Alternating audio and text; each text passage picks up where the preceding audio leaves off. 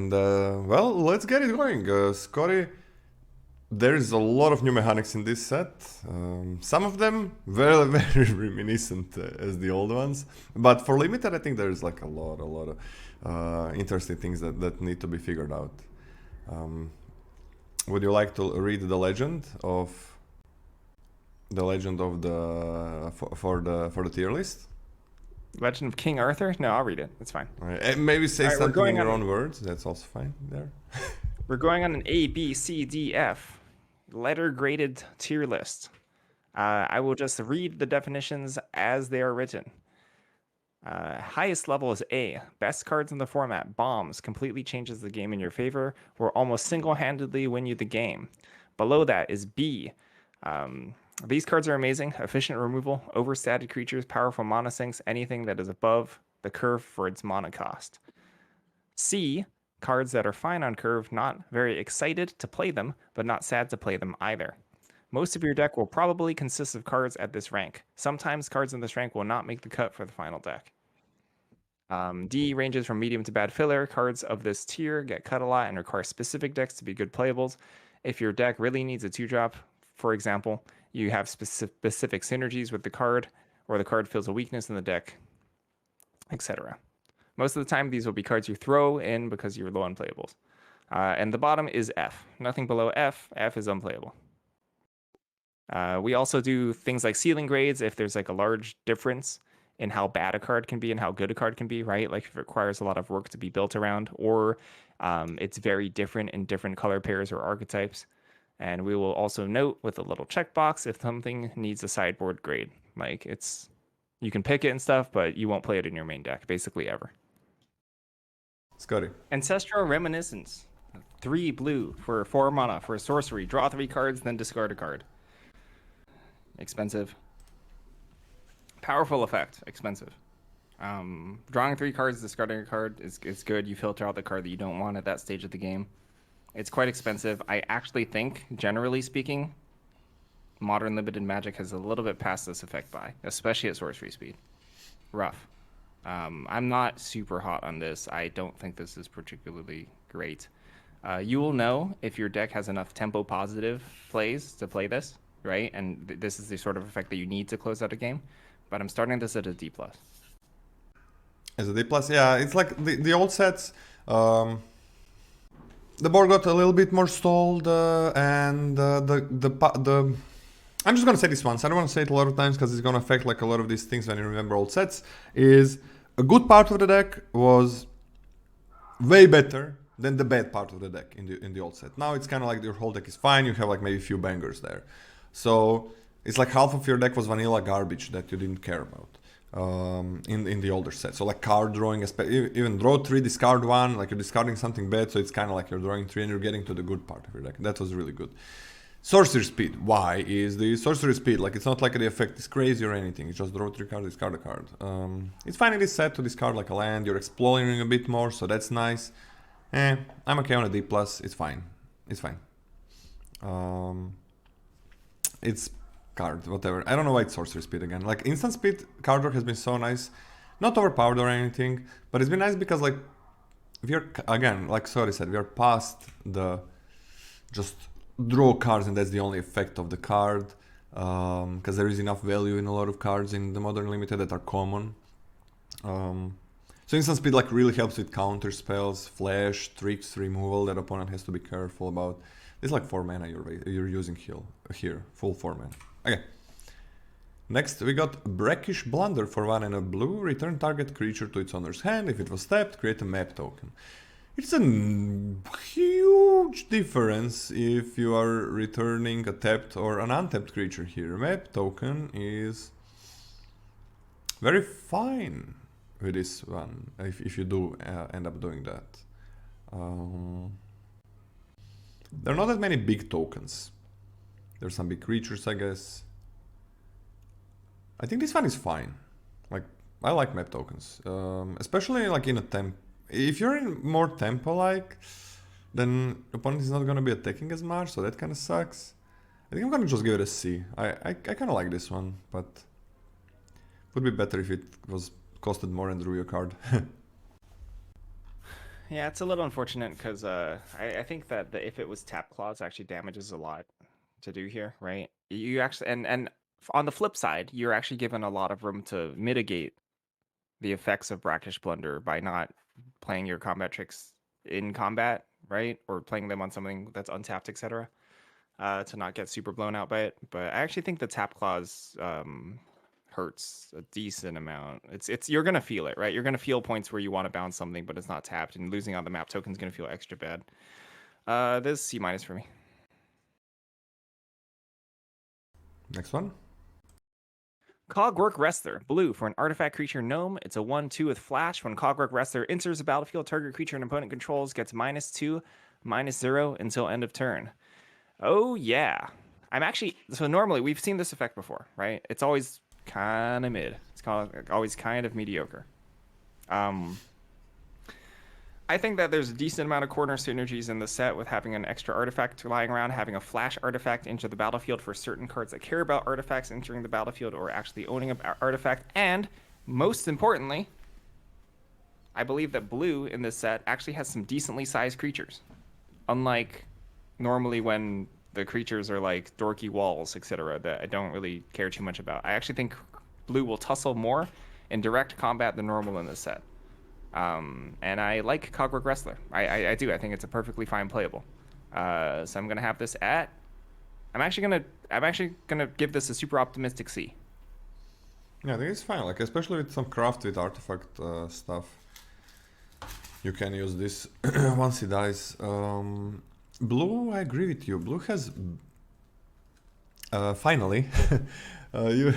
And let's forget about printing champion, but they usually make like, oh, it's blue. It needs to have very bad early game. So this time blue has, not talking about this card, but this time blue has some good early game creatures at common that can attack. And this helps a lot with it. So the last time this was like really good was when it milled 2 in a set that liked mill 2. Well, with cards like this you can also play a bit more late game card draw and so on. I'm okay with a C minus as starters. I don't think you need a lot of it, and I think it's gonna be pretty easy to get like 1 or 2. So C minus for now. Deduct Echo. What is deduct? I actually have no idea. I don't know what that word means. Jet. For 5 and a blue, it's a 3/2. When it enters the battlefield, you draw a card. Descent 4. Okay, this is the first descent card I think we have. It means you gotta count the permanent cards in your graveyard. When there is a number, you count the permanent cards in your graveyard and it activates.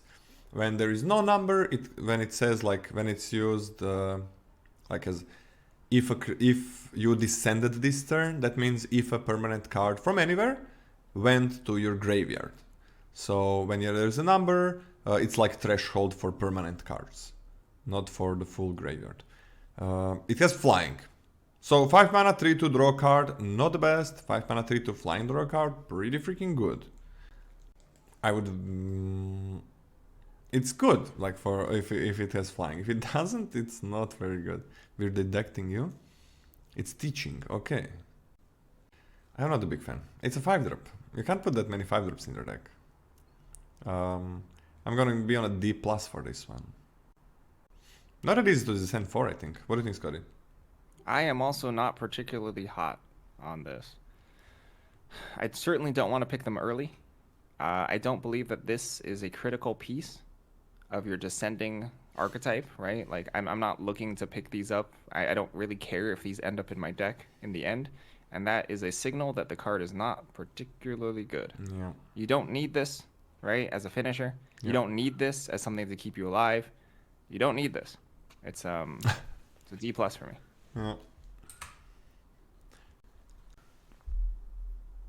Yeah. Frilled Cave Worm. It's a 3 and a blue, 4 mana total for a creature, Salamander Worm. It's a 2/5. Descend 4, Frilled Cave Worm gets +2/+0 as long as there are 4 or more permanents in your graveyard. It's so nice that these two cards are next to each other because you get the full range of what's important. Like, you get to talk about what's important. The other card has a lot of text. It reads really well, I think. Draw a card, flying, you know, all those things are really good. I think this card is way more important for these sort of descend style decks. You're talking like crab level blocking, right? As a 5 toughness thing on 4 mana. It's not absurd. I'm still not diving out of my way to pick these up, but I think this is way more in line with your game plan if you're going to be doing descend controlling type things. And then eventually this will just be a reasonably sized body to trade off or attack with. And I'm way more into this than the previous card. I think this is a C-. How much would you like a 4 mana 4/5? 4 mana 4/5 is decent. Pretty good. What would be the grade? What would be the grade? What would be my grade? Yeah. For like a C+? I think I would rate the 4 mana 4/5 like a C- or a C or something. Like it's just one body for 4. Yeah, I don't give a damn about this. 2/5 and then I don't get rewarded for descending really. So yeah, I'm just gonna give it a D+. It's fine. I think maybe the other card might be better, but I'm not in love in any of them. Inverted Iceberg for 1 and a blue. Because there's also crafting, right, that fucks up your descent. For 1 and a blue, when Inverted Iceberg enters the battlefield, mill a card and draw a card. You can craft with artifact for 6 mana in total. And you get a 6/6, and when this thing attacks, you may tap or untap target artifact or creature. So it replaces itself. You mill a card, draw a card, so milling is nice for descent. And then for 6 mana you can have a 6/6 vigilance that can also be 6/6 tap something. You get artifacts, artifact and mill and replacement. I don't think this is bad. It can be a tap fodder, but it also, like when you craft, you are losing the descent. You can lose descent.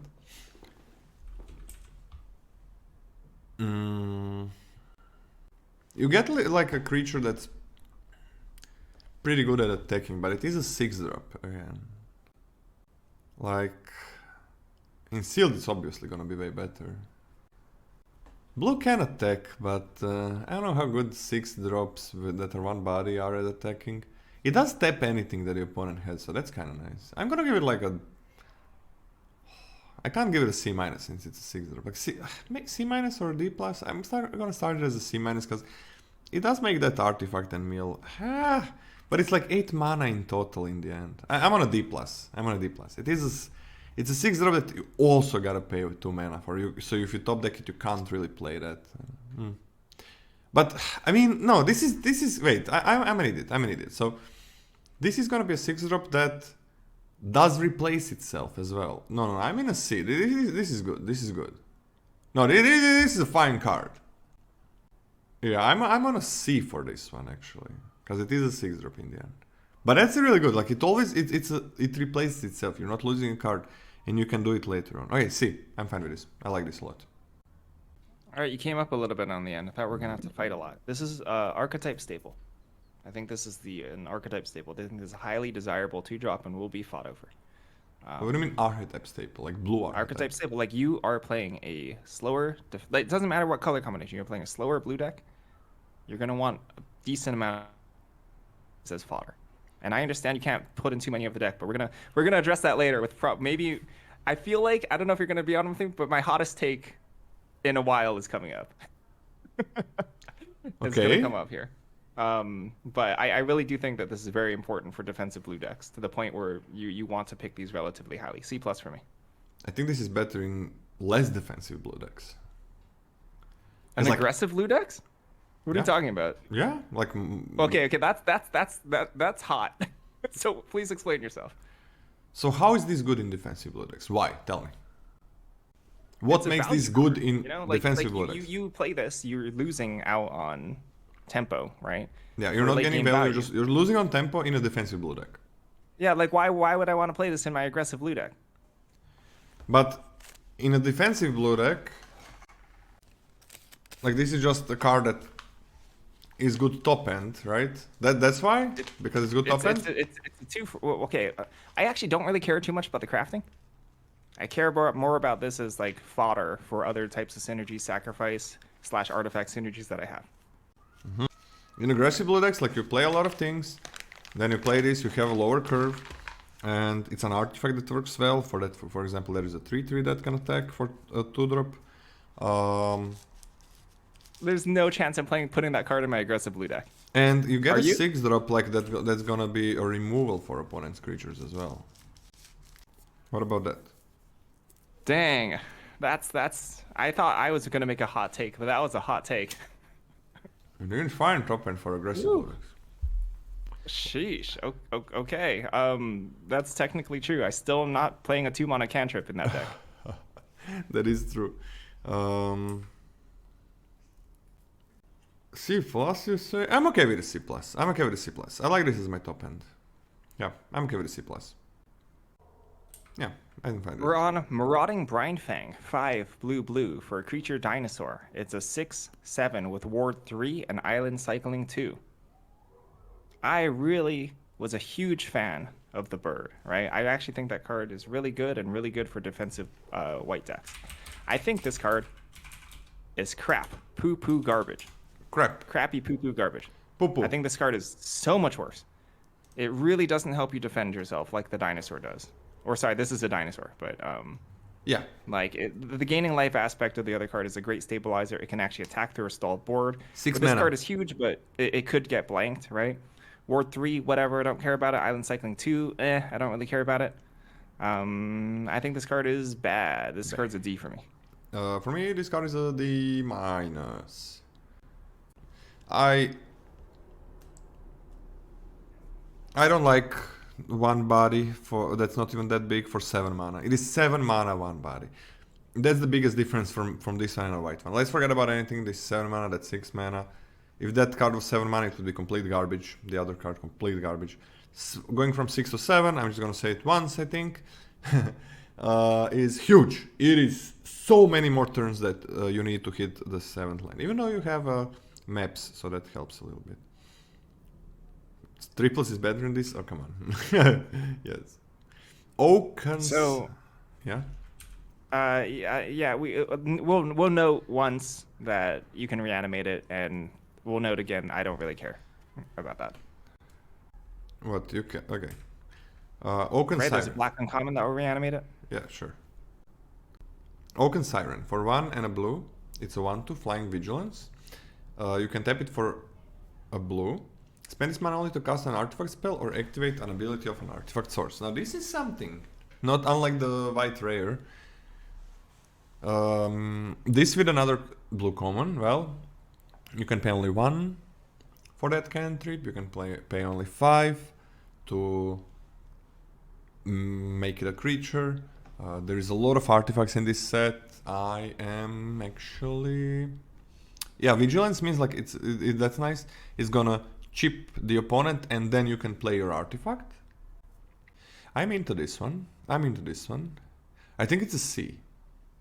I could see it going to a C plus. Okay, I'm on a C plus. I think this card is super important as a blue 2-drop in an artifact synergistic deck or one that wants to go late. Really strong. Huge fan. It even does stuff like wears counters really well. You know, I'm really into this card. A C plus for me. I think this is highly desirable 2-drop. Okay, I can see that. Next up. Haraska Puzzle Door, blue for an artifact. 1 and tap it, sacrifice Haraska Puzzle Door. Look at the top 2 cards of your library, put one of those cards into your hand and the other into your graveyard. I am a fan. I really do like the way that the blue archetype is shaping up. I think that this is very cheap. I think that the cost to do this is actually quite low. This is very good at cough cough filling holes. In a way that I believe that I can bargain with you is way better than Treasure Map in terms of filling holes, right? Way better, yeah. Yeah, way better. I think that this card is super solid, a good role player. Solid C for me. C minus for me. It's really nice, like crafted artifact. If the more you care about it, I can see it going up if those decks are good. It's really nice with the last card, right? You don't have to fill the holes even, you can just like get it in. But it does just replace itself. It's nice with Descent, it's nice with Craft. I can see the last card going to C+. We're gonna see, I'm gonna... Oh, let me... What's the name of the last card? I'm gonna write it down for myself. It's Oaken Siren. Okay, C- for this one. Out of Air for 2 and double blue.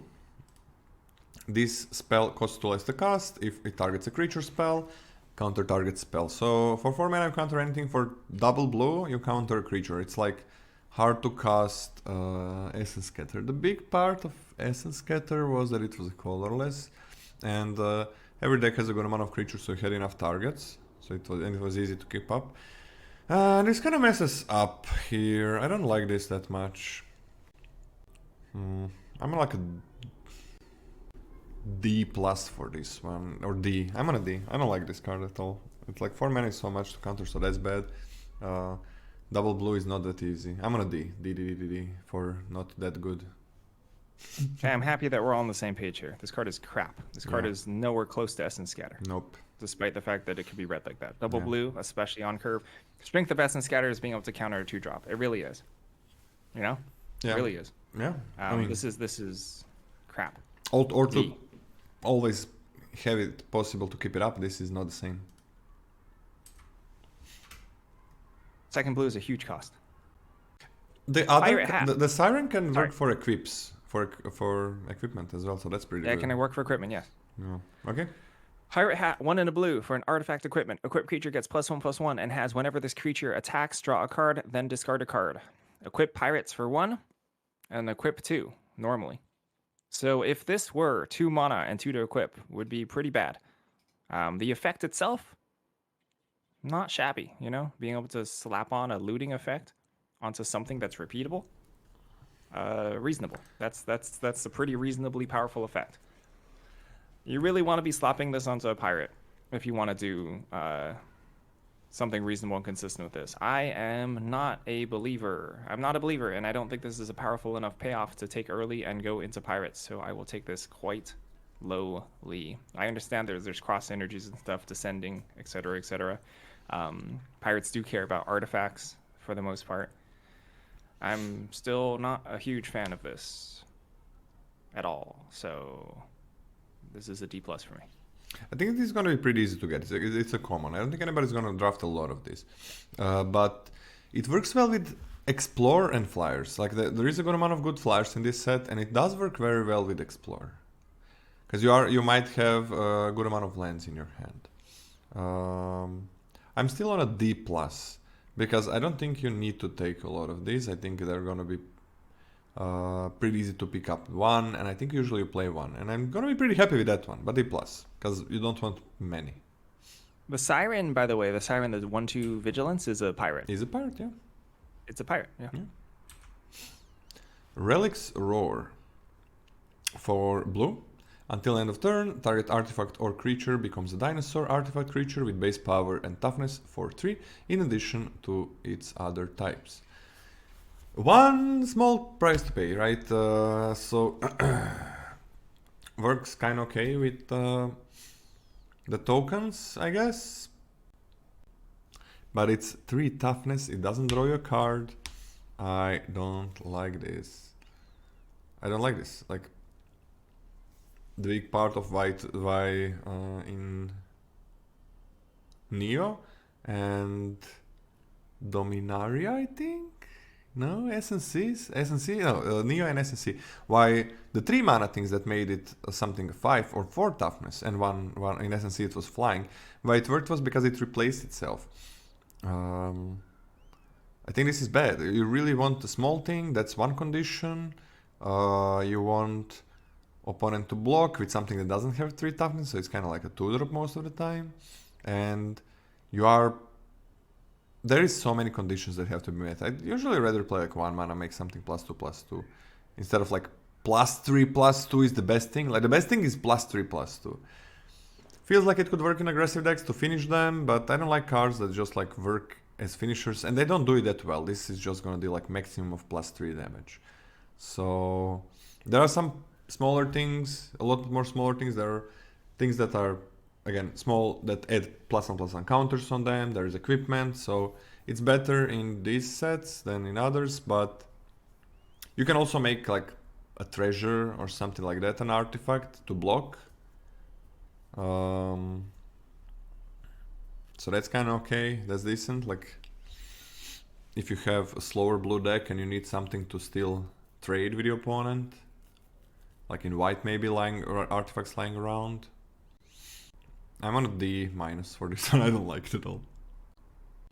Am I wrong about here we this? go. Cody? Here we go. This is the one. C+. Wow. Incredibly important. Wow. Super important. This is pivotal blue card. Not a replaceable effect. Here's Wow. exactly why. Controlling blue decks in this format have a large surplus of tempo negative permanents that they put on the battlefield, right? Blue-black, you have that Ichor Wellspring equivalent. You have the Iceberg. You have things that make incidental treasures in the map. This is the only card that recoups your tempo.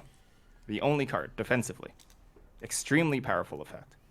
Actual swords to freaking plowshares. Okay. That's definitely hyperbolic, but this card is very, very important, and I think should be prioritized very highly in your deck to make it work. Because this is the best defensive tool that you have. C+. I can go to a D. Cause yeah, it kind of gets you back the tempo, but I really don't like it. Like there are enough good blue defensive things that are like a 2-mana 3/3. I'm on a D. I think this card is garbage, but I can see me being wrong. I think it requires like specific decks to be good at. We're gonna see. What about you? What do you I think the about specific deck that you're talking about is how you're supposed to draft defensive blue. Okay. Okay, hot take. Let's see who's right. I'm kind of hoping it's you, because that's a really cool effect. Like, that's a really cool deck. If this effect is good in a slow deck, that's a really cool deck, so, yeah. But it's a fucking 4. River Herald Scout. 1 blue, 2 mana total for a creature Merfolk Scout. This is a 1/2, and when it enters the battlefield, it explores. I can't believe this is common. This is absurd. This is such a bonkers 2-drop. 2-drop is so good. This is a B-. Oh This is my God. This is the best 2-drop we've seen. This is so good. Actual bonkers. Like, Super strong. a 2/3 Surveil or a 1/2 that draws you a card. Oh my god. Yeah, B-? Maybe a B? Let's start as a B-. I'm gonna be picking this up very highly. Sage of Days for 3 mana, you got a 3/2. When it enters the battlefield, look at the top 3 cards of your library. You may put one of those cards back on top of your library, put the rest into your graveyard. Hey, there's the descent guy. But what are we descenting for? I'm still not seeing many things. Kinda don't give a damn about this. It's fine, like it does give you the best card out of your tree if you want and helps you descend. 4 mana 4/5, I don't know work towards that. Organ Hoarder? Yeah, it doesn't draw you a card, that's a little bit different. I want a D+ for this one. Yeah, I'm also on a D+. Hmm. Weirdly better than it looks, but I think it's still D+. Like, to be clear, it doesn't put the card in your hand, it puts them back on top of your library. On top, if So you want. You it's can rough. just put It's 3 rough things in life. your graveyard. Yeah, it doesn't draw. Yeah, we would gone 3/2 that just draws your card is incredible for 3 mana, but it's not that. It's not that. Hey, Shipwreck Sentry for 1 and a blue. It's a 3/3 defender. As long as an artifact enters the battlefield under your control this turn, this thing can attack as though it didn't have defender. Now this is something like we have a blue common that's a 1 to explore. We have this blue common. Like those are kind of fine. In the bet like in decks that want to attack. I'm okay with this one. This is different. This is like we had these 3/3s with very hard effects to activate. I think it's not that hard for this one. So I might be wrong, but I'm gonna C for this one. It's not an artifact, so that kind of sucks. Because if you had multiple of these, they were artifacts that they could trigger themselves, but you can't do that. So C. It's good. Yeah, it's really not that difficult to attack with this. Yeah. Really isn't. And 3/3 blocks a lot of stuff. Yeah. I'm also okay with C. I think this is better than Deluxe. Even in a defensive deck, like 3/3 blocks, but it can also attack. Like that's a big deal. You in your defensive decks, you do want early drops that can also attack.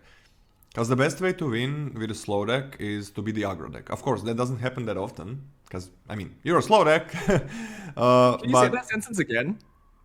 The best way to win with a slow deck is to be the aggro deck. Yeah. Because if you like, okay, so in slow decks you don't expect to be the aggro deck, but it's a card game. It's Magic. You're drawing cards. That part is random. Opponent is also drawing random cards. Even if they are aggressive deck, they're gonna maybe miss a 2-drop or something. They're maybe gonna stumble on lands. So in your slow deck that only has like defenders that cannot attack, this one can, but that cannot attack. They're like super defensive creatures. You're never gonna have that possibility of using the opponent's whatever it is, bad luck or bad keeps or something.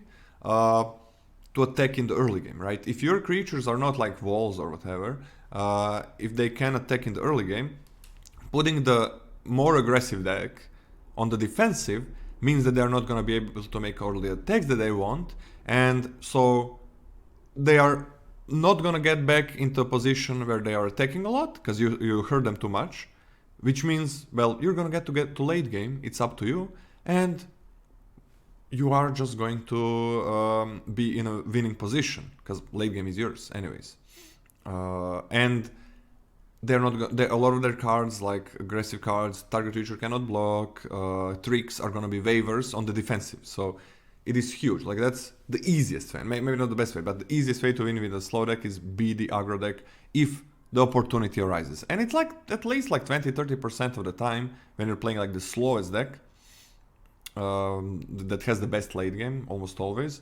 If you have good if you have 2-drops that can attack, you can take that opportunity and you can attack. So this one can attack even in a slower deck, and it's a pretty good blocker. I mean, 3 mana 3/3 in a set that has some 2 mana 2/3s, so that's really nice.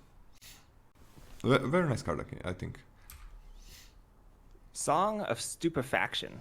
Song of Stupefaction is a 1 in a blue, 2 mana total for an enchantment aura. Enchants creature or vehicle. When Song of Stupefaction enters the battlefield, you may mill 2 cards. Fathomless Descent. Enchanted permanent gets -X, -0, where X is the number of permanent cards in your graveyard.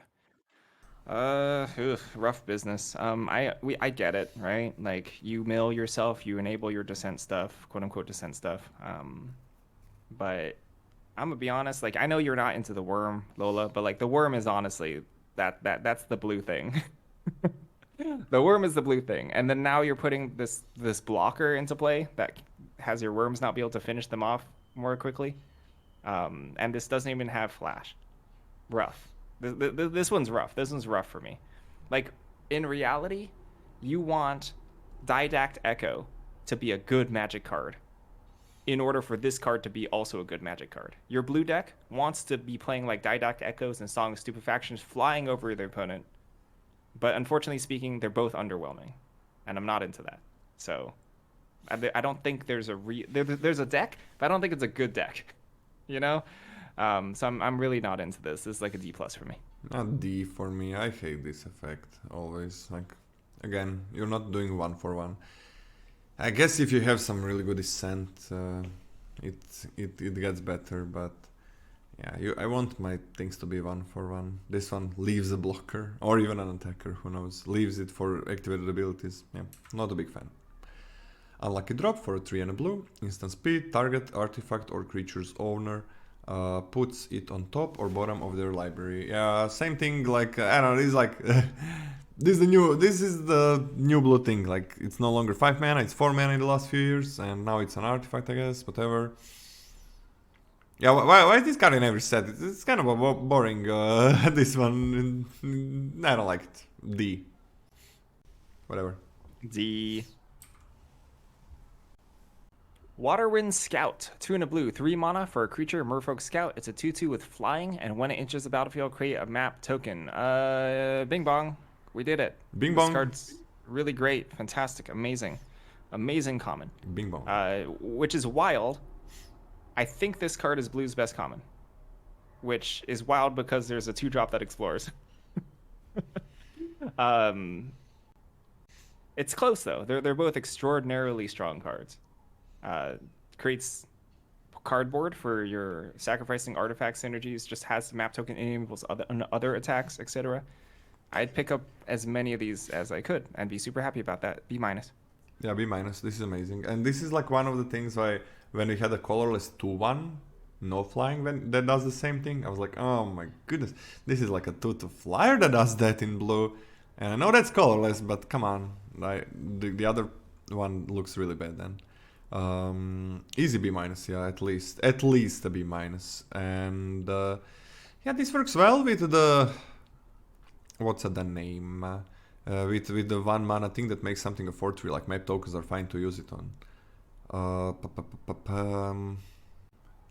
Yeah, the problem with I have it like that 4/3, it's almost always you want to use it on it as a, most of the time you want to use it defensively, but is this a B? No, I think it's a B minus. It's so good. This is so good. Yeah, beautiful. Blue has like really good explore, really good explore, and that works like with getting that looting thing. Looting artifact works kind of nice. It has good flyers as well, so yeah, this is real nice. And the 1/3, the 1/2 flyer Siren Pirate, I think I'm gonna get it up, because there are these like map tokens that you can use the mana on as well. There's a lot of artifacts where you can use the mana. Okay, Waylaying Pirates, 3 and a blue. It's a 3/3. When it enters the battlefield, if you control an artifact, tap target artifact or creature an opponent controls and put a stun counter on it. I really don't like 4 mana 3/3s, and this is conditional. A lot of times the condition is met, so that's kind of fine. But this is really not good in a slower deck. It's fine in fast deck. I'm not a big fan. I'm just gonna give this a D+. What do you think, Scotty? Whoa, I like Waylaying Pirates. Yeah, sure, the body's not fantastic, but I think this can trade off and buy you enough time, because I actually think the first clause is really easy to activate. Like, I really don't. I think it's not trivial is probably too strong of a word, but it's not bad. But that being said, it's a 4-drop, and I don't think it's like super. I don't think you have to pick these up super highly, but I think it's a C. I think this is perfectly fine playable. I mean, what are you getting in a defensive deck with this? You're getting like time. No, what are you getting really? You're getting like 3/3 and gain what? Like 3 life? It's not the worst in the world. Feels worse. Sounds like a C to me. Feels like a verse. Like 3/3 gain 3 life. And I mean, so Lynx is like 2/2 that always does it. And this is like a 3/3 that doesn't always do it. It's easy to do it, but the reward is not there. I don't know, man. I think it's crap. Maybe D+ is too much. Like, when you had a 5 mana 3/3 flyer that always does this, that's really good. Yeah, I'm D+, but probably gonna go down. I don't see myself picking this card almost ever. Card of Chorus, 1 and a blue, 2 mana for sorcery. Draw 2 cards, then discard a card unless you attack this turn. Very cheap, very easy to double spell. For example, on turn 4, if you're having a proactive deck. I like Chart of Course a lot. Quite powerful. C+ for me. This is a reprint, by the way. Yeah, reprint, very good. C+ as well, because blue has some pretty good things to attack with and pretty good flyers. So yeah, very nice for blue. Confounding Riddle. Oh, we are on to uncommon. So Chart of Course is uncommon, right? Yeah. Chart of Course is an uncommon, yeah. Okay. Scryfall. So if you're confused about that, Scryfall initially put this as a common. The Chart of Course? If you sorted. Yeah, so it was a mistake. Oh, really? Yeah. So like when Chart of Course was first previewed, Scryfall had it under the common if you search for commons in the set. Oh, okay. So confounding. It's a bit hard to see this, so maybe I didn't see it exactly. That's probably exactly what happened. Confounding Riddle for 2 and a blue. Choose 1. Look at the top 4 cards of your library, put 1 of them into your hand and the rest into your graveyard. Counter target spell unless its controller pays 4. So graveyard, that's a big deal. That is a big deal. This is a... What's the name of the card from Amon Cat? Supreme Will? You got it. Okay. Did we say it exactly at the same time? We said it at the same time. It was beautiful. Union. Meant to be together. So, okay, counter something most of the time, look at the top 4 cards and put it in graveyard. Not a big fan. Like, just replace itself if you didn't have anything to counter. It's fine, because sometimes counters... Like, for 3 mana I want to counter something, like, for sure. But it's nice that if you don't have a target, you can just look, or they don't give you a good target, you can just get something back. You're not casting the crafted artifacts, you're exiling them and then they're coming back. Whatever, I'm on a D+. I'm also on a D+, kind of off it. Filling your graveyard, cool, that's nice. Doesn't really push the needle for me. Yep. Yeah, not a huge fan. Not a huge fan. 3 mana expensive. Council of Echoes, 4 blue for a creature spirit advisor. And it's a 4/4 with flying. Descend 4. When Council of Echoes enters the battlefield, if there are 4 or more permanent cards in your graveyard, return up to 1 target non-land permanent other than Council of Echoes to its owner's hand. This is a drastically different whether or not you have the effect or not, right? 6 mana 4/4 flyer. Crap. Garbage. 6 mana 4/4 that bounces something when it enters. That's some business. Like, now we're talking. That being said, I don't... This feels like a card I don't really want... Like, I'm not taking this and being like, oh, heck yeah, rubbing my hands together. Now it's time to descend and really, really go off. I will be happy if I pick one of these up somewhat later in my already, defensive blue deck that wants to then have, like, a pretty solid 6-drop. But I'm really not going for this super highly. I think this is a... These grades are tough because I will take this lowly, right? I'm going to take this at a D+, but if you have a good deck for it, it's going to feel pretty good. But I'm taking this as a D+. Yeah, this is exactly as Cody said, I agree. If you have Descent, it's pretty damn good. Gets you your tempo back, which is what you want from your 6-drop. But I don't think it's that easy to do it, and I don't think it's easy to do it in blue. So... D. Well, why do you think it's not easy to do it in blue when, like, you have, like, the iceberg that mills stuff, the Roska puzzle door puts a bunch of stuff in your graveyard? Don't say the names of the cards like that fast. Oh, sorry. You have the 2-drop that mills and draws a card, right? That's like, one adds mill, some yeah. Stuff to your, yeah, that's like 1, right? You have the puzzle door, which you play for 1, and then you adds 2 things to the graveyard. It's 2 things? It adds itself. Oh, that is true. That is true. Oh, yeah, that is true. That is true. That is itself. The thing is that 2-drop that you're talking about is also 6-drop. It's true. Yep. That's the problem. Like, how many 6-drops can you put in a deck? You have like 2 really good blue commons that... Best blue commons, probably, that explore. So that helps.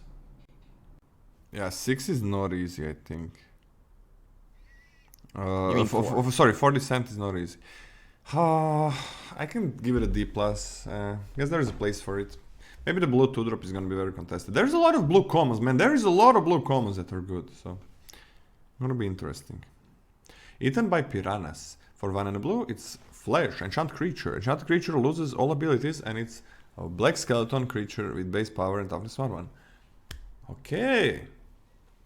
Finally, this thing has flash. This was not ever a good card when it didn't have flash. But now it does, and it loses all the abilities as well. That was not always the case. Still, this is a card that this set like has explore and +1/+1 counters as well.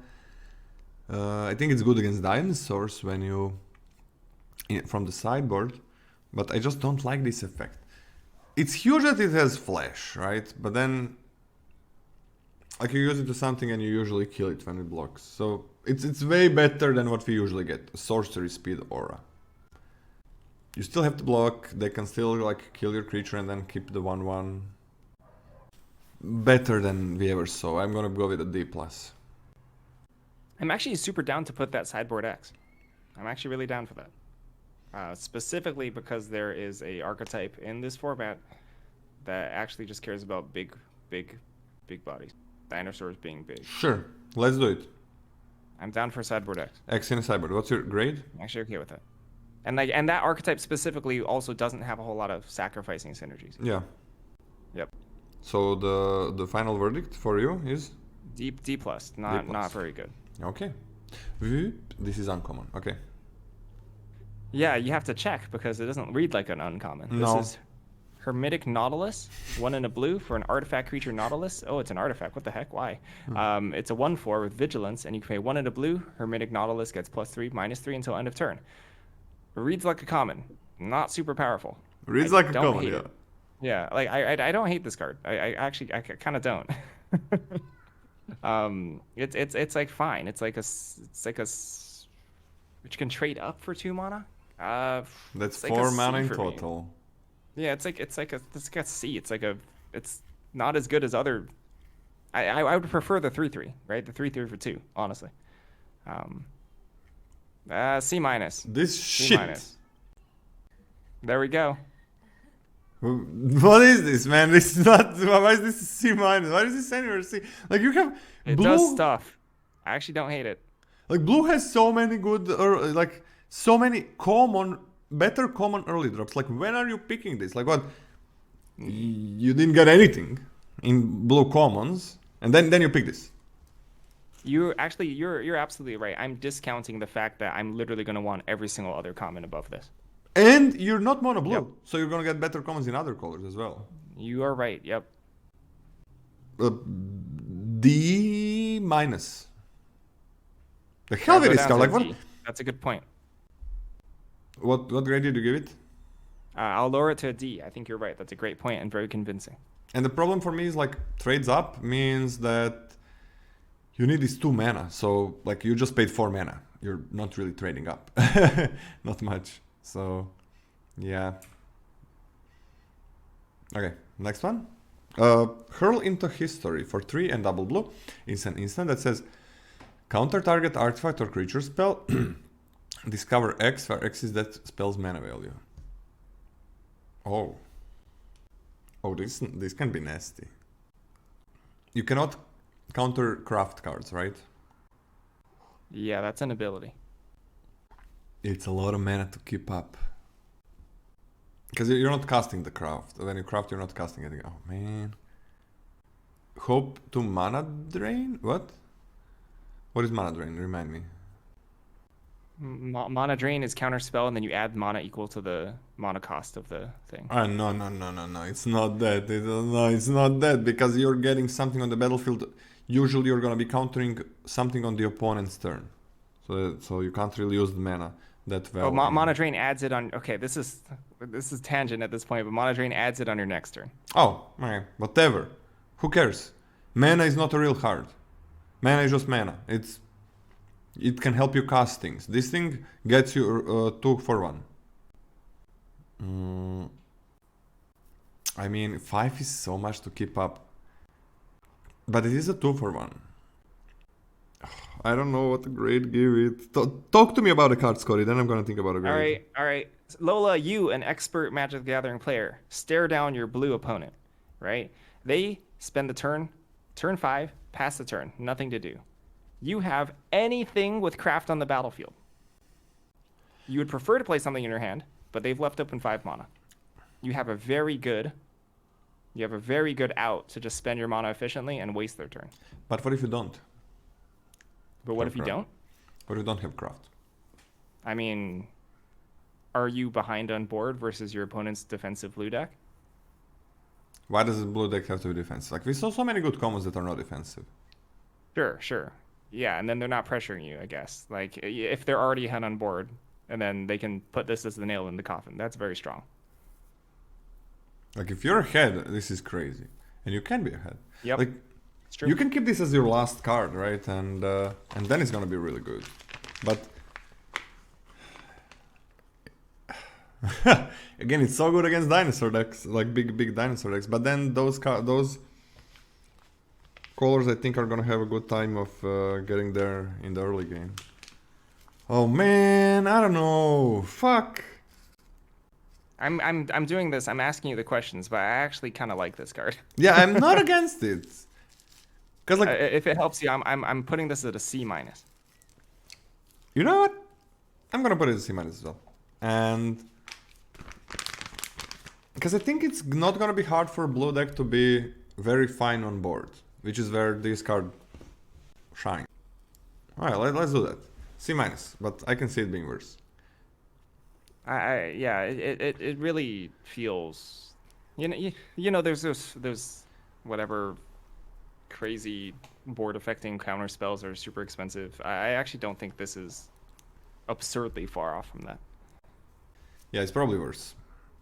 It's like obviously it's like way worse than like Sublime Epiphany, but it's not Okay. it's not too crazy. Like this card is actually it's big swing for 5 mana. You don't have to counter anything with his Epiphany. It's gonna be great. That's true. Is it my All turn? right. Lodestone Needle. Let's One go in to a the blue. middle. 1 in a blue for an artifact flash. When Lodestone Needle enters the battlefield, tap up to 1 target artifact and or creature and puts 2 stun counters on it. Craft with artifact for 2 in a blue, 3 mana total.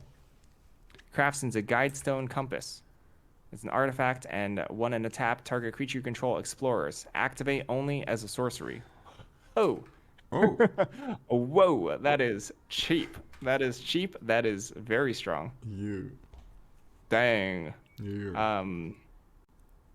Funnily enough, I actually prefer this. You know, like those crap, like draw the comparison to those crappy like 5 mana like draw a card every turn, right? You could sort of see explore as that, but I actually like this way better.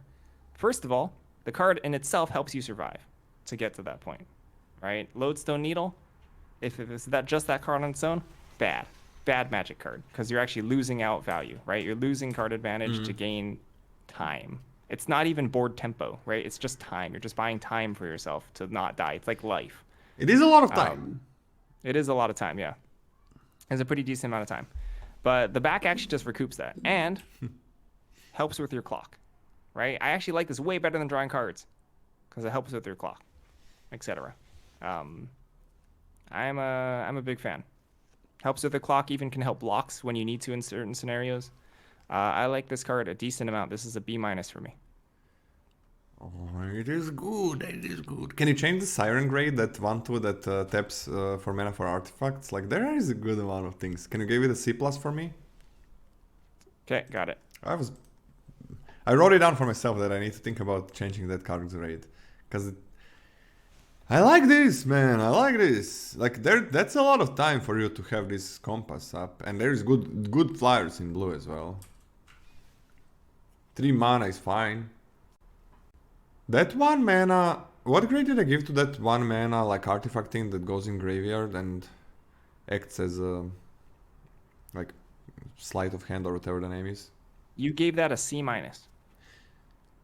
Give it a C. Because that's like one of the better things for craft with artifact. Thanks. This card is quite good.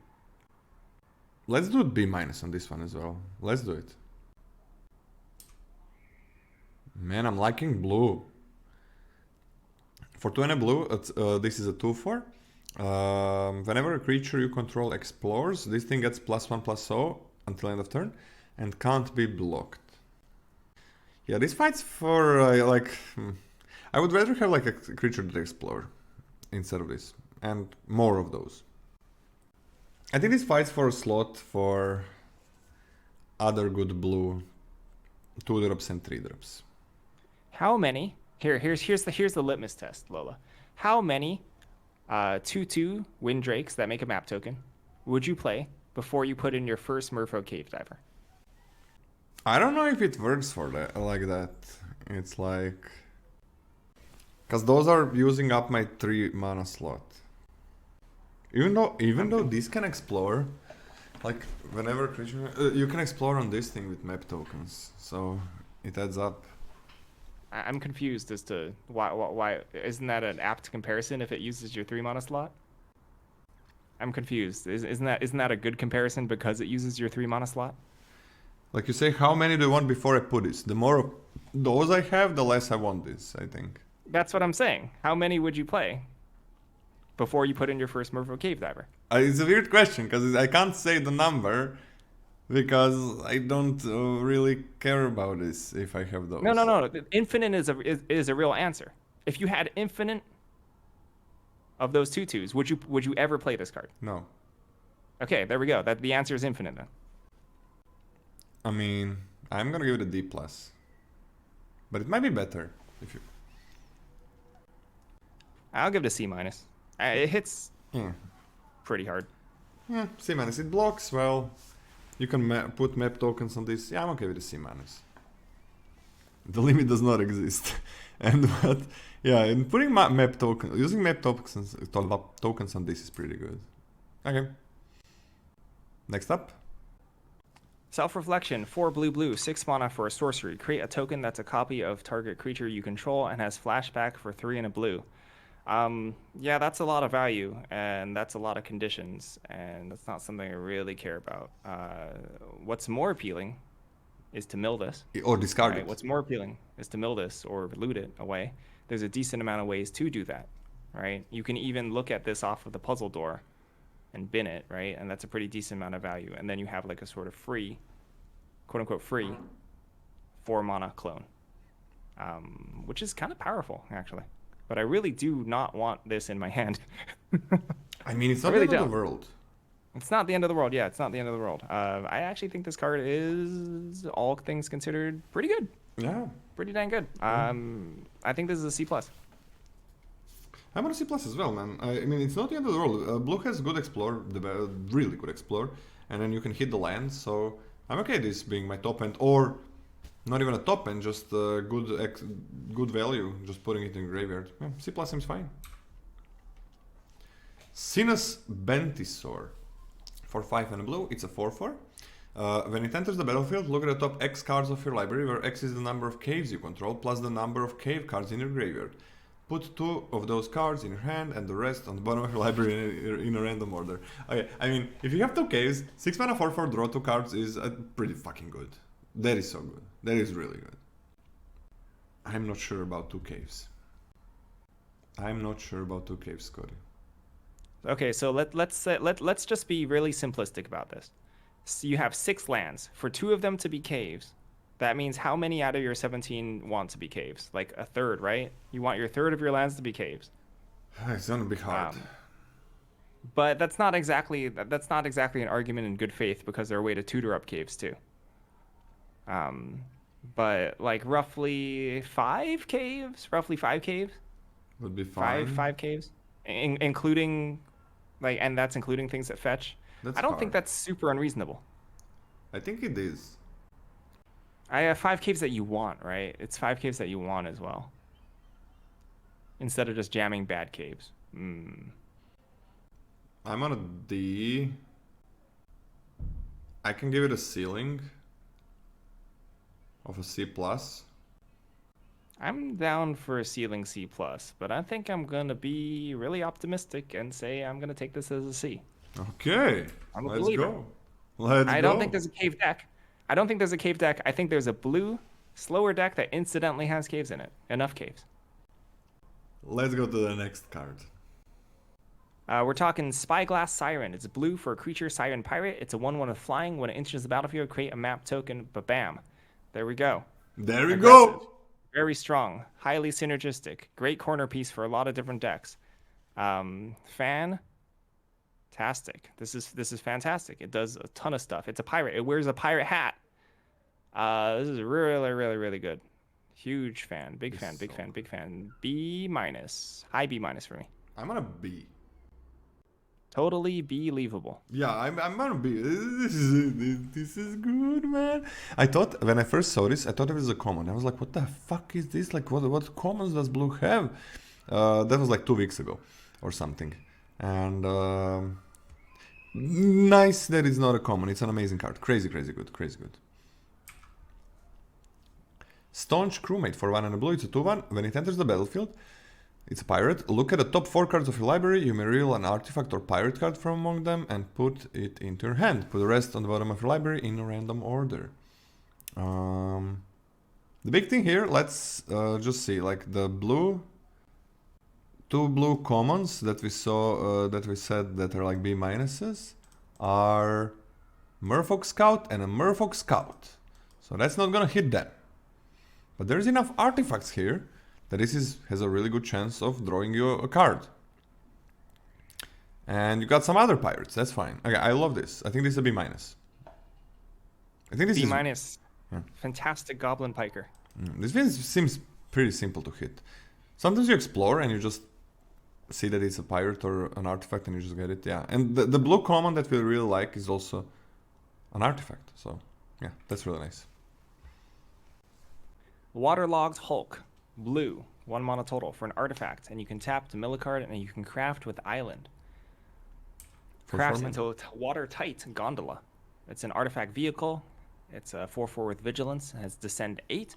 Watertight Gondola can't be blocked as long as there are 8 or more permanent cards in your graveyard. It has crew 1.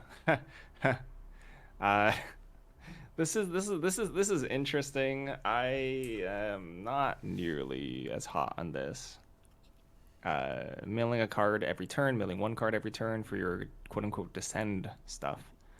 I don't see the real desire to turbo out my descend like this at a cost of having a card sit here and do stuff.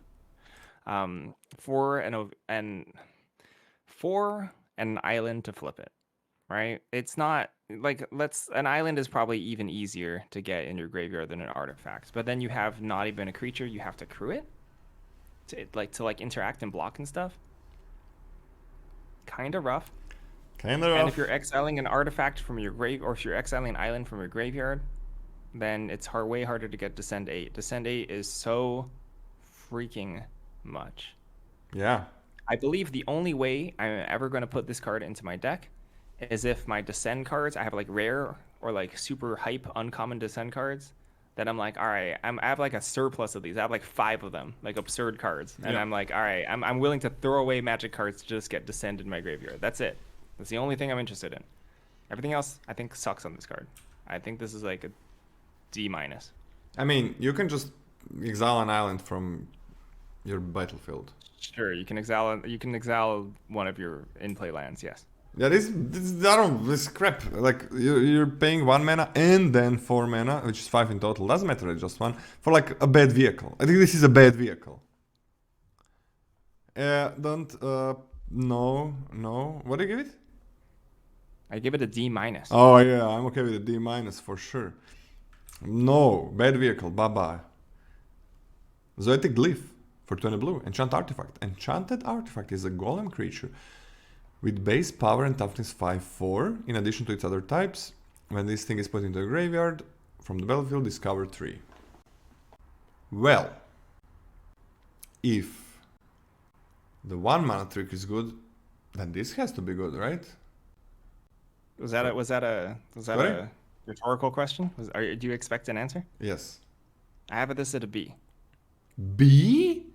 B. This card is B for busted. Extraordinarily strong. Crazy good. Oh. I don't think so. I think it's good. I like it. Bada B? Bada B, bada boom? That's so much. That's so high. Like you. Oh, I mean. Oh, you discovered 3? Wait. I read the card. I read the card out loud. Oh, this is crazy good. What did you think it said? I thought it's cried 3. Oh my gosh. That's a huge difference. I thought it's cried 3. Okay, B is fine. B is fine. Very close to B+. I can see this going to a B+. This is crazy. This is the best uncommon we saw so far, I think. Do you agree? Yeah, this is nuts. This is nuts. It's a 5/4 haster on turn 3, like pretty consistently. The window is open. Value. Yeah. Wow. We're done with the blue commons and uncommons. Scotty? What do you think about blue commons and uncommons? Do you know what's really funny? When I read the set, when I was reading the set on stream yesterday, it really seemed like blue was blowing white out of the water. But talking to you and reading them again, it's like tempered me a little bit more. So I really like blue. I thought blue was like super duper strong yesterday. But I think it's because I've seen more of the merits of white that I think it feels a little bit more balanced. But I also just still really like blue. I'm a huge fan of blue, and I'm going to be casting 1 mana and turning my stupid icicles into dinosaurs and eating things, and it's going to be fantastic in the world that I live in, this fantasy world that I live in. I mean, blue is incredible. You were correct. You were definitely correct. And you also gave things a little bit higher grade than me, I think. Blue is incredible. It is so good.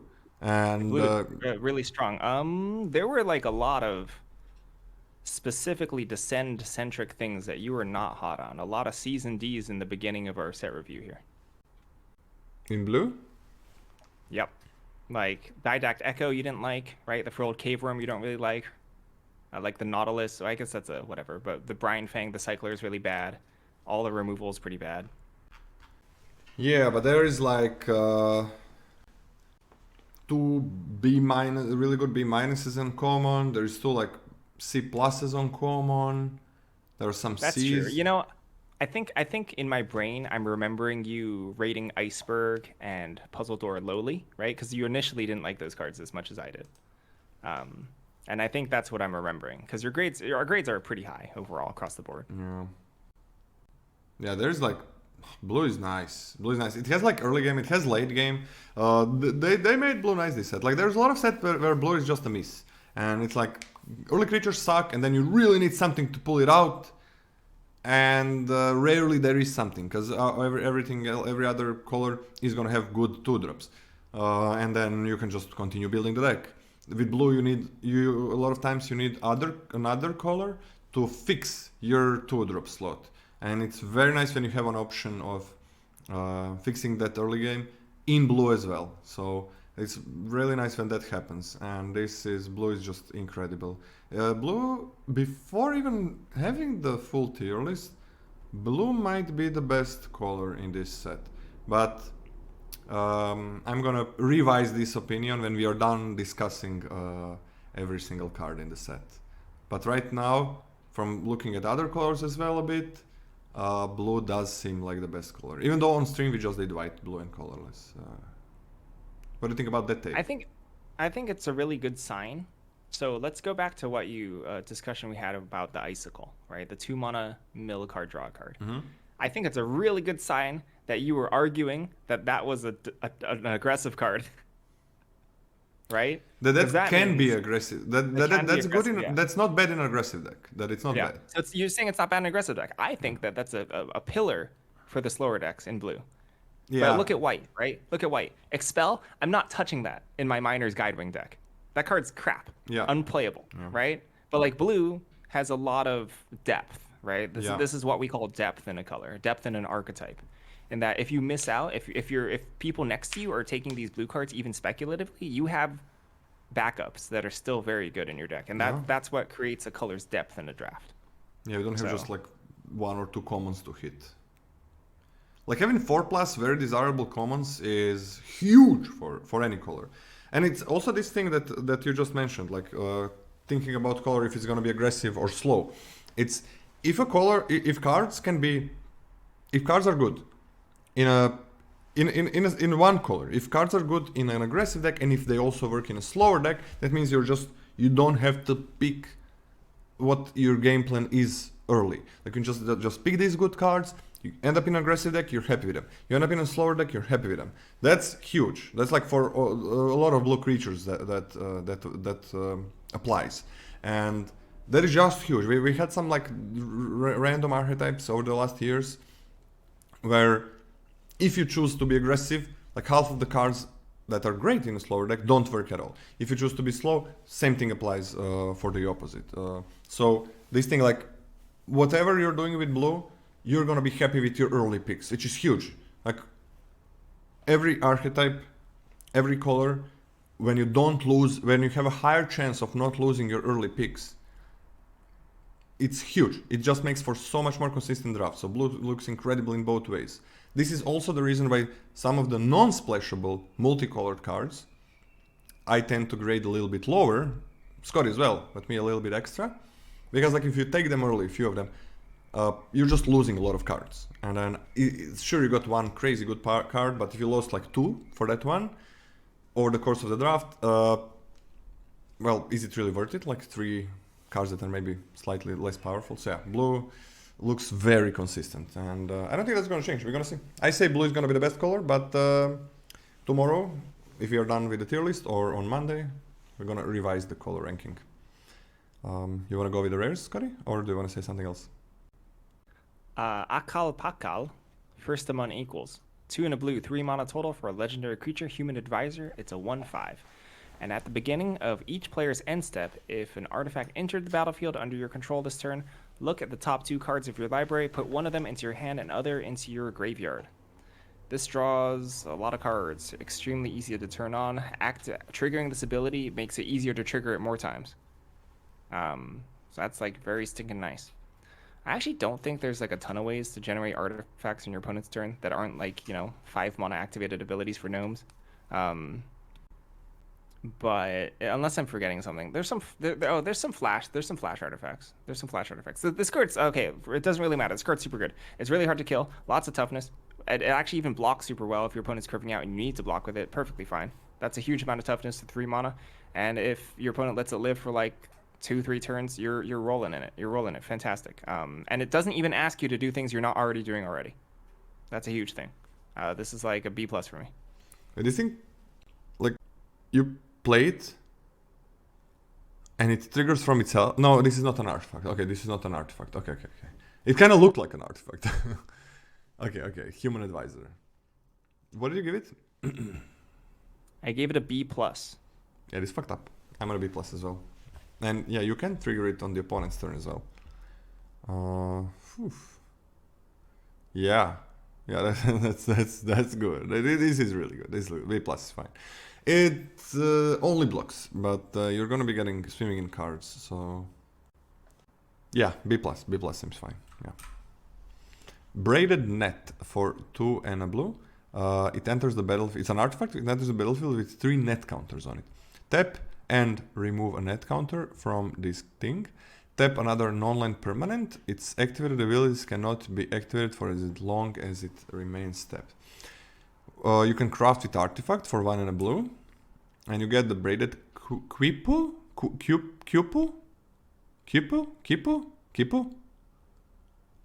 Scotty, Kipu? You're saying that I would know? Yeah, but you don't. I would say Kipu. Kipu. Okay, Kipu. It's an artifact for 3 and a blue, and tap itself. You can draw a card for each artifact you control, then put a braided Quipu into its owner's library, third from the top. Wait a second. That's probably a lot of cards. Oh, you gotta craft with artifact. So it's like 6 mana in total to draw a lot of cards. Okay, so this is going to be fine in gaining life or pushing damage as well. And then you can have it like 2+4 mana, draw probably a ton of cards. It is 3 mana on the front side, but it's just like, when do you want to do this? Like, it's in super late game when you want to do it. It's probably after you've spent 3 net counters. Yeah, I mean, obviously, but it's still super late game when you want to like pay 2 and pay 4. Tell me what you think about the card, then I'm gonna give it a grade. I'm not sure. Okay, I'm a huge fan. I think that this is a tap ability, even aggressively. Yeah, is quite strong. Like, better aggressively, I think. 2 scenarios. You are aggressive, your opponent is spending resources, perhaps even sacrificing late game resources in order to survive, right? You're throwing them off with a braided net, they're like, oh my gosh, I gotta live. And then after all that's said and done, you can refuel and kill them all over again. I like that. I like that aspect. I don't even think that drawing cards is that bad in that style of deck. Mm-hmm. Defensively, sure, you're able to probably buy yourself a decent amount of time to do the things and give yourself enough breathing room to do whatever late game things you want to do. That's also totally acceptable. I also agree that I prefer it in that aggressive shell, right? Yeah. Because in the late game shell, this is kind of expensive draw. There's other ways to do that. There's other ways to gain advantage. But overall, I think it's a very, very powerful effect. I think this is a B- for me. I'm gonna start it as a C+. Because I think blue has like enough late game. So I think it's C+ as a start. It counts itself, yes, on the other part. It is a ton of cards, though. Yeah, I like the card. I like the card, but the more aggressive you are, the better it is, I think. Deep Root Pilgrimage. Okay. 1 and a blue for an enchantment. Whenever one or more non-token merfolk you control become tapped, create a 1/1 blue merfolk creature token with Hexproof. I read this card wrong in the beginning. I thought that this was when a merfolk entered. Whenever you freaking attack with your 2/2 Windrake? Yeah. Whoa. Yeah. What in the world? Yeah. But here's the thing. It's so one thing I've always had an issue about with limited content creation is that people love to point to a raw number. A raw number of types, right? They're like, oh, there's X merfolk in the deck, therefore this is supported. What matters more than that is if they're good merfolk, right? Because I'm not going to count my stupid unplayable toadstool sitter, whatever, for a creature type. But dang, like the merfolk are super good. 2-drop that explores, fantastic. Windrake, both fantastic and synergistic with tapping multiple times. That's extremely powerful. I think that's pretty dang good, and I think this is actually worth it. I think this needs a ceiling, right? Let's say, for example, you have 5 good merfolk in your deck. This is crap. That's not high enough, you know? It's just simply not good enough. I don't want to get whisked away for the fact that it's a lot better than I thought it was. I mean, you get a merfolk from this thing. Well, it's non-token merfolk being tapped. So okay, I forgot. Yeah. Yeah. But I think that simultaneously, there's a lot going for this in terms of the quality of merfolk, right? And that it's gonna kind of be hard to get a critical mass to the point I'm like super happy about this, which is kind of rough. But those are two. So I think I'm taking this as like I think I'm actually taking this as like a C-, but I think at a ceiling it's like a B or a B+. I don't know, man. Like those are it's just 2 mana. Those are commons that you want as many in your decks. Like if every one of your 2-drops and 3-drops can be that's as many. So that's 2, and then like you have some uncommons as well. Like in green blue you have like 3 uncommons that are fine with this. Like the green one and the green blue one, signpost uncommons are incredible cards. There's that unblockable one, that's fine. And imagine pairing this with like some white or some red, where you can maybe tap your creatures instead of attacking. Like that's one crazy thing you can do. Like for example, you tap your one of, let's say we have 2 merfolks on the battlefield, which is very possible. You tap one of them and something else, you make a 1/1. Now you tap that 1/1 and another merfolk, you make another 1/1. So I don't know, this seems for an effect, you get an effect like +1/+1 counter or something. I don't know. It's also hexproof, which kind of doesn't matter on a 1/1, I think. You give it a C-? I'm gonna take it as a C, but I think on a ceiling it's like a B+. Oh, it's yeah, absurd. Yeah. I'm okay with a C. I mean, how fast are you getting these as well? Like you attack with 1, they can block it. Like if you have a flyer, that's crazy. I think I'm taking it as a C, but I don't think it's that good as a ceiling. I think it's like a B- as a ceiling, but I don't think it's gonna be hard to make it like a C+ or a B-. Because you are still like the biggest ceiling is like having tap things and then just like making merfolk without attacking. You're not forcing merfolk. If you're blue, the best creatures you can have are merfolk. If you're green blue, the best creatures you can have are more merfolk. But not uncommon, you don't get that many more. Yeah, I'm okay with a C. You can also like loot things with it in this color pair. I'm fine with a C, but like B minus ceiling, like how is it the B plus ceiling? Like it's just you like makes one merfolk per turn unless you're into white. That's pretty dang strong. That's like, but it's still not like a B minus, B plus ceiling because it doesn't really make one merfolk every turn. Like it's in the best deck, it's not always gonna make one merfolk every turn. It's in some games it is. Pretty dang good though. B like a B plus good. Yeah. I guess B ceiling then when we average it out. Yeah, I'm gonna B ceiling. All right, is it me? Yeah, it's you. The Enigma Jewel for a blue. It enters the battlefield tapped. It's a legendary artifact. You can tap it for double colorless. Spend this mana only to activate abilities. You can craft this with 4 or more non-lands with activated abilities. Okay, gotta be activated abilities. Non-lands as well. So it kind of looks like you're paying 9, but you're paying 7 because this taps for 2. Okay, 7 I guess. And on the flip side, it has each activated ability of exile cards used to craft it. You may activate each of those abilities only once per turn. Whenever you activate an ability that isn't a mana ability, copy it. You may choose new targets for the copy. This is an F.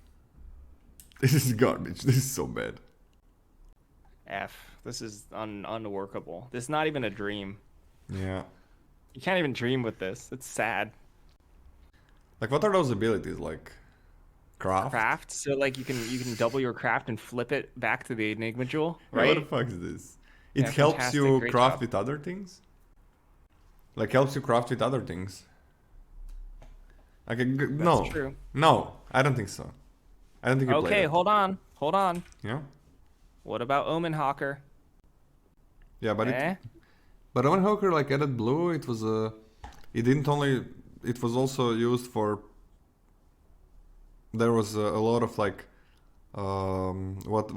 incubate tokens. There was a lot of transform that you just use. No. What about cracking 2 map tokens? Goodbye. F, don't play it. The Everflowing Well, 2 and a blue, 3 mana for a legendary artifact.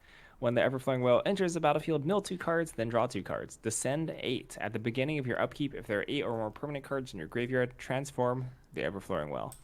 Transforms into the Myriad Pools. It's a legendary artifact land.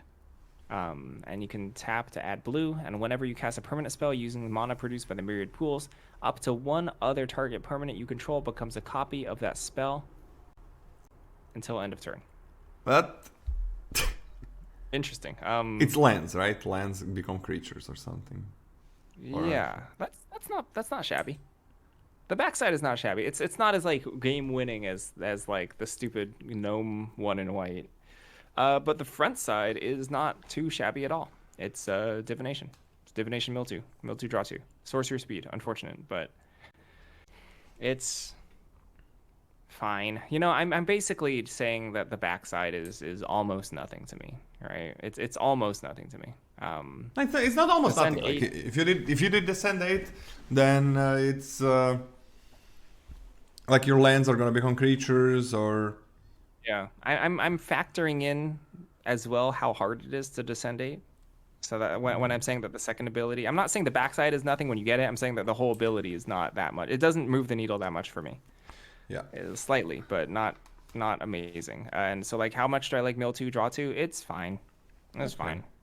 So I think I'm on like a, I'm on like a C here. I'm like a C. I'm on a C for me. minus. I'm on a C minus. I'm fine. It's Fine. fine. Fine. Fine. Fine. Kite Sail or Fine. no. Kite Sail Larcenist for 2 and a blue. It's a 2/3 flyer pirate with ward 1. When it enters the battlefield, for each player, choose up to 1 target artifact or creature that player controls for each player. For as long as Kite Sail Larcenist remains on the battlefield, the chosen permanents become treasure artifacts. and lose all abilities. Become treasures. Just become treasures. You too. You do this for yourself as well. But you choose your worst thing and you choose their best thing. And it's flying ward 2, 2, 3. Ward 1, 2, 3. That's... Oh, wait. Oh. Up to? You don't have to choose yourself? Sometimes it's good to make a treasure for yourself, though. It's all upside. This is fucked up. This is a B+. This is so... Wow, wait. What the hell? Wait. Usually when something gets exiled, like sure, they're getting a treasure token, but I kind of probably don't want to use it. When something gets exiled with this, it's like... It's on ground. It's a creature on ground and it doesn't have ward. This thing is not on ground, so it can attack and it has ward. What? Like, I mean, I don't think it's A-. I think it's a B+. It's so good. What do you think? Yeah, heck yeah. Kaisel Larcenist about to drop that bowling ball on your face. Yeah. Honestly speaking, a 2/3 flying with ward 1, that's already fine. I'm totally fine with this. Really good, B+. Okay. Scotty? Malcolm, Alluring Scoundrel, 1 and a blue for a legendary creature, Siren Pirate. It's a 2/1 with flash and flying. When Malcolm, Alluring Scoundrel, deals combat damage to a player, put a chorus counter on it.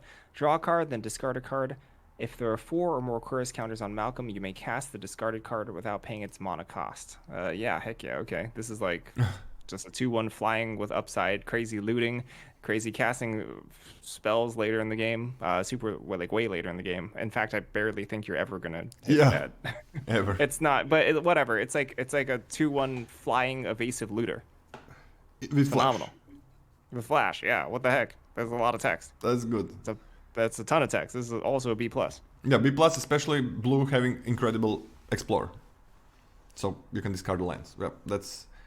Wow. That is exactly what I want. From a 2-drop. Okay. We got Ojer Pakpatik. Deepest Epoch. For 2 and double blue. It's a 4/3 flyer. And whenever you cast an instant spell from your hand, it gets rebound. Whenever this thing dies, return it to the battlefield tapped and transform under its owner's control with 3 time counters on it. Temple of Cyclical Time is the transformed part. You can tap it for blue and you remove a time counter from it. For 2 and a blue and a tap, you can transform it only if there are no time counters on this and only a sorcery. Wait a second. That's pretty good. That's godly. Pakpatik is pretty good. Wow. So you get a 4/3 flyer and every instant speed that you have, you're gonna cast it twice. How many blue instants do you care about? There's like the bounce thing. There's not many blue instant cards that you care about, but there's like good removal in other colors. Yeah. And I mean, 4/3 flyer that's gonna come back. Holy shit, like get this. Pair this with any color's removal. This is bonkers. I mean, and it's just 4 mana, right? So you're gonna get a 4/3. Trading with this is fine. Because you're gonna get it back at one point. Not that fast, but you're gonna get it back. And it ramps you for a while. Wait, it's crazy. This is an A. Oh my gosh, I forgot about that. About what? I forgot just on the fact that if you trade it off on turn 4, then you untap and cast a 6-drop. Yeah, it ramps you. What in the world? Ramps you. A? I forgot what lands did. Yeah, lands are produce mana. Oh, lands tap for mana. Thank you. Thank Most you, of Lola, them. for teaching me. Looking at you, Bazaar, but... A? Or an A+? This is an A+? Like... I'm on an A. This card is amazing. If you have a little bit more instants, it's like GG. Like just trading it off is good.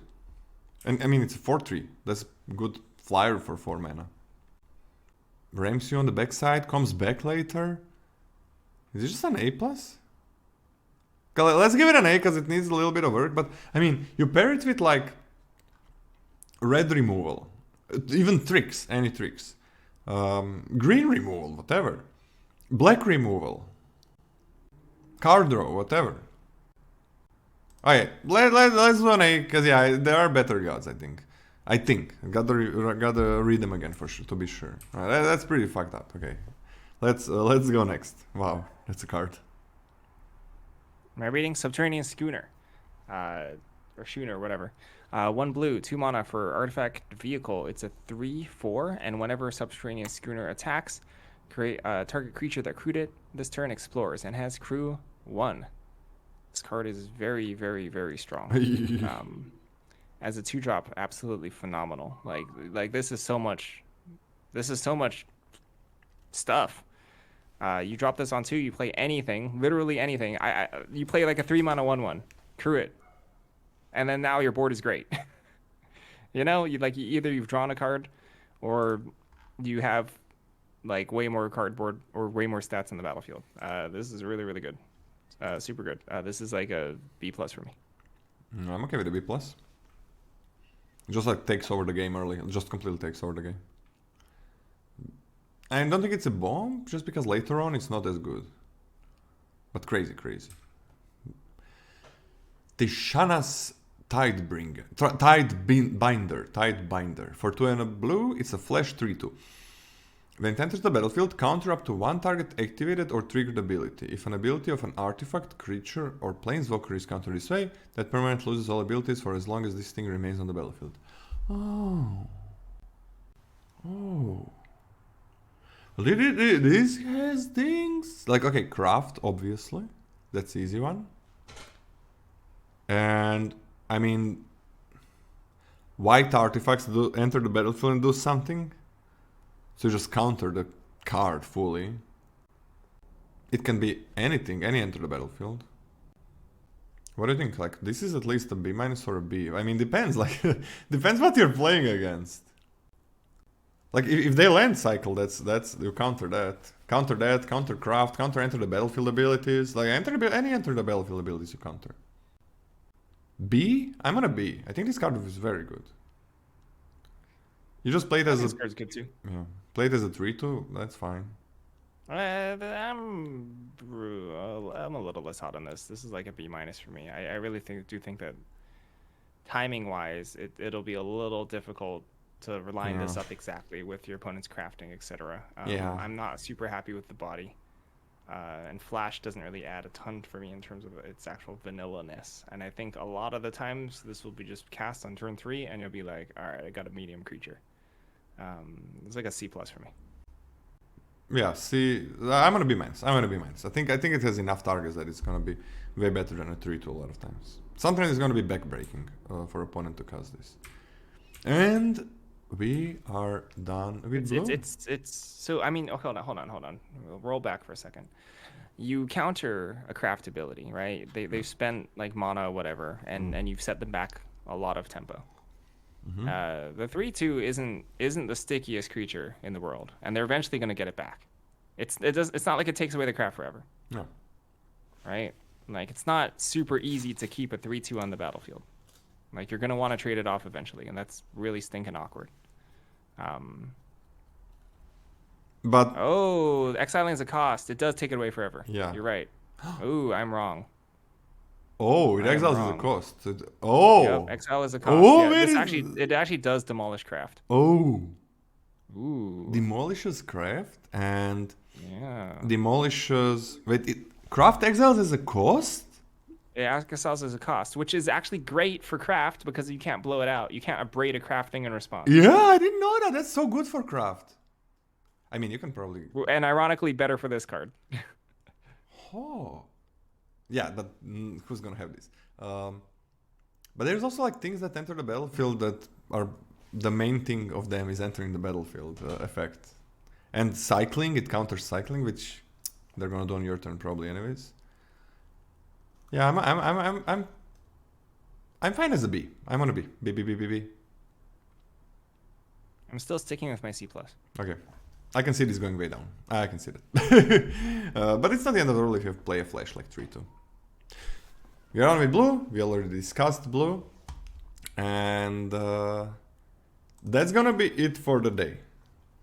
When do you want to continue tomorrow? What do we have left? Like red? No, black. Black, then red, then green. And multicolor doesn't have that much this time, right?